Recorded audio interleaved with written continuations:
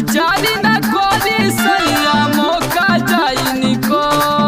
ए जी सुनत है ना, सोची बिचारी न कोरी सैया मौका जाई निको।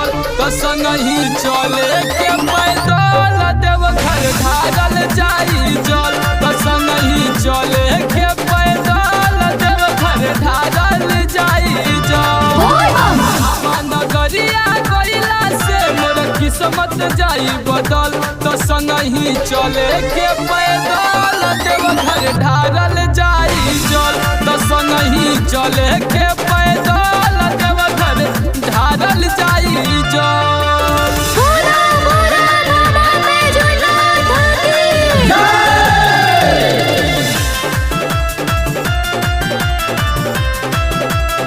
ए जी सुनी, मंगल से जवन जे भी ओकरा मिलेला सबसे ज्यादा। बड़ा दयालु कृपा दानी हमें भोले बाबा। ए जी ऋतिको के लेके चलल जाई। मंगल से जवन जे भी ओकरा मिलेला सबसे ज्यादा। बड़ा दयालु कृपा दानी हमें भोले बाबा। बोलबम बोलत रहब जबले दे हमें बाटे बोल। तो संग ही चले के पैदल देव घर ढारल जाई जल। तो संग ही चले के पैदल देव घर ढारल जाई जल।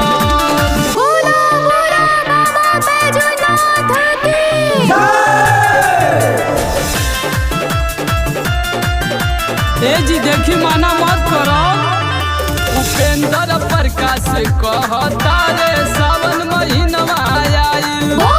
बाबा के भक्ति में देखी ना भक्त लोग रंगाइल। राजा जी सपना पूरा हो जाई हो।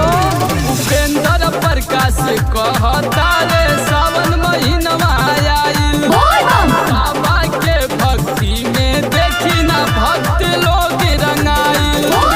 भक्त के अपना क्षण में बाबा देले दुखवा हर।